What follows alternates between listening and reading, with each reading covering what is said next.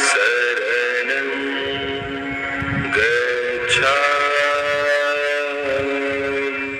सम्मानित साथियों, नमो बुद्धाय, जय भीम। आज के ऐतिहासिक अंबेडकर संदेश में आपका हार्दिक स्वागत है। आज के अंबेडकर संदेश में हम बात करेंगे दक्षिण के द्रविड़ और उत्तर के नागों की, यानी कि दक्षिण के द्रविड़ और उत्तर के नाग क्या एक ही जाति से बिलोंग करते हैं, एक ही नस्ल के हैं।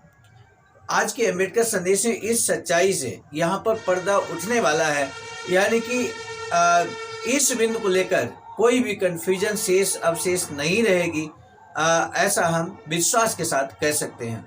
कल के अंबेडकर संदेश को कनेक्ट करते हुए हम आज आगे बढ़ेंगे। कल के अंबेडकर संदेश की अंतिम पंक्तियां ये थी कि नाग और द्रविड़ एक ही जाति हैं। इतने प्रमाण होने पर भी संभव है कि लोग इस मत को स्वीकार न करें। इस मत को स्वीकार करने में जो सबसे बड़ी कठिनाई है वह दक्षिण के लोगों के द्रविड़ नाम की है। उनके लिए ये पूछना स्वाभाविक होगा कि यदि दक्षिण के लोग नाग ही हैं तो केवल वे ही द्रविड़ क्यों कहलाते हैं। आलोचक अवश्य पूछेंगे, यदि द्रविड़ और नाग एक ही लोग हैं तो दक्षिण के लोगों के लिए भी नाग शब्द का ही प्रयोग क्यों नहीं हुआ। इसमें कोई संदेह नहीं कि ये एक उलझन है, किंतु ये कोई ऐसी गुत्थी नहीं है जो सुलझाई न जा सके। यह सुलझ सकती है बशर्ते कि कुछ बातों को ध्यान में रखा जाए। तो वो कौन सी बातें हैं जिनको ध्यान में रखकर हम इस गुत्थी को सुलझा सकते हैं। दक्षिण के द्रविड़ और उत्तर के नागों की जो गुत्थी है वो सेम प्रजाति से बिलोंग करते हैं, सेम जाति से बिलोंग करते हैं, या अलग अलग जातियों के भिन्न समूह हैं। तो ये गुत्थी सुलझाने के लिए आज कुछ बातों का हमें विशेष ध्यान रखना है। इसमें लगभग 2, 3, 4 बातें महत्वपूर्ण हैं जो आज के अंबेडकर संदेश में हम रखेंगे। ऐतिहासिक अंबेडकर संदेश होने के नाते आपको अंत तक इस वीडियो को, अंबेडकर संदेश को वॉच करना चाहिए। और इतना ही नहीं साथियों, ये अंबेडकर महा अप्रैल चल रहा है, इसलिए ऐसी महत्वपूर्ण जानकारी हर अंबेडकरवादी के पास पहुंचे। इसके लिए जरूरी है कि इस अंबेडकर संदेश को आप शेयर भी करें।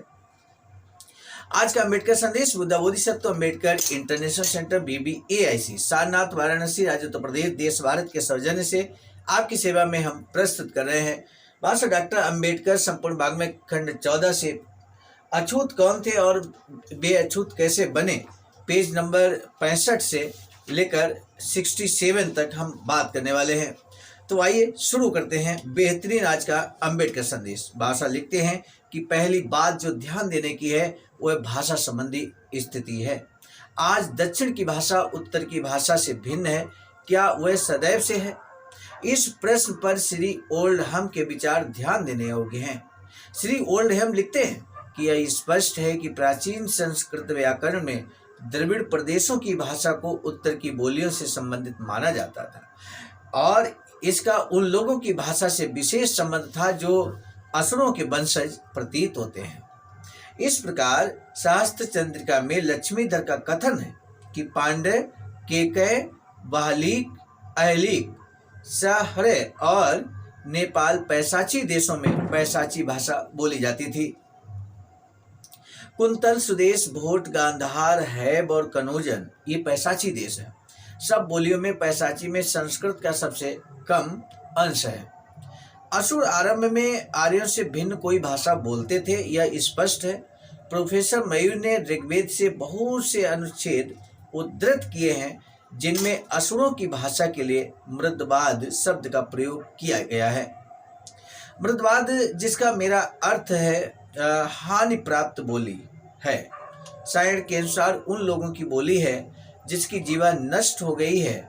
इसमें संदेह नहीं कि इस शब्द का मूल अर्थ यही रहा है कि असुरों की भाषा आर्यों को कमोबेश समझ में ही नहीं आती हो। ऋग्वेद के एक दूसरे अनुच्छेद से भी यही व्याख्या ठीक उतरती है जिसमें कहा गया है कि इंद्र को प्रसन्न कर अपशब्द बोलने वालों पर जीत हो। शतपथ ब्राह्मण में लिखा है कि असुरों के वाणी न होने से वे कहीं के नहीं थे। वे हेलवा हेलवा चिल्लाते थे। उनकी वाणी ऐसी ही अगम्य थी और जो इस प्रकार बोलता है वह म्लेच्छ है। इसलिए कोई ब्राह्मण बर्बर भाषा ना बोले क्योंकि यह असुरों की भाषा है। मनु ने लिखा है कि जो ब्राह्मण के मुंह, बाह और जांग और पैरों से उत्पन्न वर्णों से बाहर के हैं, चाहे वे म्लेच्छ भाषा बोलें चाहे आर्य भाषा, वे दस्यु हैं। इससे स्पष्ट है कि मनु के संयम में आर्य भाषा के साथ साथ म्लेच्छ अथवा असुरों की भाषा भी बोली जाती थी। तो भी महाभारत में जिस समय का उल्लेख किया गया है, आर्य जातियों में असुर भाषा लगभग समाप्त हो गई।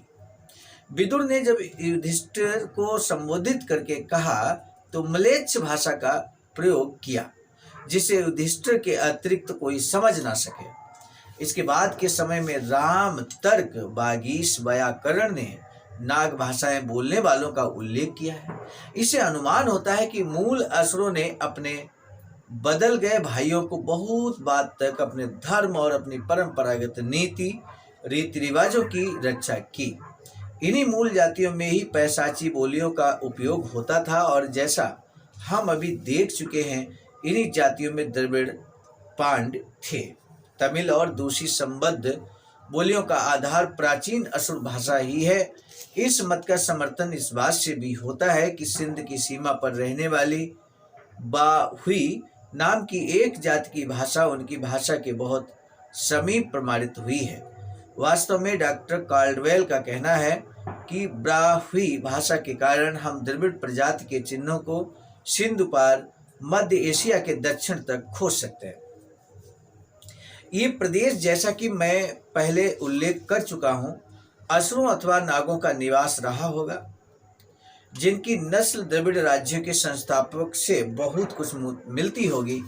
जो भी प्रमाण एकत्र किए गए हैं उन पर विचार करने से यही निष्कर्ष निकलता है कि दक्षिण के द्रविड़ और उत्तर के असुर अथवा नाग एक ही परंपरा के लोग हैं। दूसरी बात जो ध्यान देने की है वह यह है कि द्रविड़ मौलिक शब्द नहीं है, यह तमिल शब्द का संस्कृत रूप है। मूल शब्द तमिल जब संस्कृत में आया तो वह दमिल हो गया और दमिल ही द्रविड़ बन गया।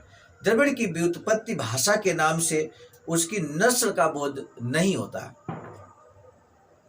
तीसरी बात जो ध्यान रखने की है कि तमिल या द्रविड़ केवल दक्षिण भारत की भाषा नहीं थी, किंतु आर्यों के आगमन के पूर्व समस्त भारत की भाषा थी और कश्मीर के रामेश्वरम तक बोली जाती थी। इससे अगली बात जो ध्यान देने की है, आर्यों और नागों का संबंध और नागों तथा उनकी भाषा पर जो प्रभाव पड़ा वह है।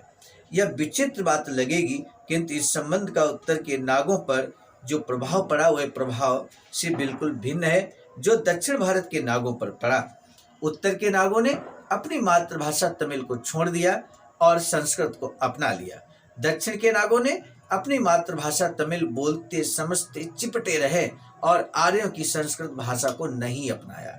यदि वह भेद ध्यान में रहे तो इस बात के समझने में सहायता मिलेगी कि द्रविड़ अपनी द्रविड़ भारत के ही लोगों पर क्यों लागू हुआ। उत्तर भारत के द्रविड़ नाम केवल दक्षिण भाषा बोलना भूल चुके थे, इसलिए उनको द्रविड़ नाम से पुकारा जाने लगा। लेकिन जहां तक दक्षिण के नामों की बात है, उन्हें द्रविड़ कहने का औचित्य दो कारणों से बना रहा। एक तो ऐसे लोग रह गए थे जो द्रविड़ भाषाएं बोलते थे। यही वास्तविक कारण है कि दक्षिण के लोग द्रविड़ कहलाते हैं। दक्षिण के लोगों के लिए द्रविड़ शब्द का विशेष प्रयोग होने से ये नहीं भूलना चाहिए कि नाग और द्रविड़ एक ही है। वे एक ही प्रजाति के दो भिन्न नाम हैं। नाग उनका जातिगत संस्कृतिगत नाम है और द्रविड़ भाषागत नाम है। एकदम क्लियर हो चुका है सम्मानित साथियों आज के अम्बेडकर संदेश में कि नाग और द्रविड़ एक ही हैं, एक ही प्रजाति के दो भिन्न नाम हैं। ये क्लियर हो चुका है। नाग उनका जातिगत संस्कृतिगत नाम है और द्रविड़ भाषागत नाम है, भाषा के आधार पर। भाषा आगे लिखते हैं कि इस प्रकार दास वे ही हैं जो नाग हैं और नाग वे ही हैं जो द्रविड़ हैं। दूसरे शब्दों में हम भारत की नस्लों के संबंध में इतना ही कह सकते हैं कि अधिक से अधिक दो नस्लें ही रही हैं, आर्य और नाग। स्पष्ट है कि श्री राइस का मत निराधार सिद्ध होता है।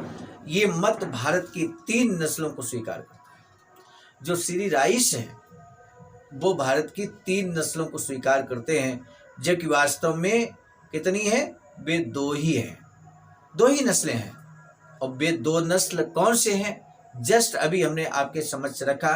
आज के अम्बेडकर संदेश का यही महत्वपूर्ण प्रश्न है कि जैसे कि हम लोग अम्बेडकर संदेश में क्लियर कर चुके हैं कि दो ही नस्लें हैं यहाँ पर, और वो दो नस्लें कौन सी हैं, यही आपको बताना है आज के अम्बेडकर संदेश के प्रश्न के उत्तर में। कमेंट सेक्शन में हमें बेसब्री से आपके आंसर का, आपका रिप्लाई का बहुत इंतजार रहता है।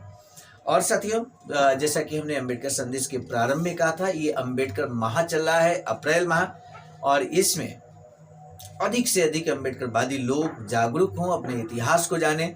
इसके लिए जरूरी है कि वो नियमित अम्बेडकर संदेश को सुनेंगे, बात करेंगे, तो निश्चित है उनका ज्ञानवर्धन होगा और वो समाज का भी मार्गदर्शन कर सकते हैं।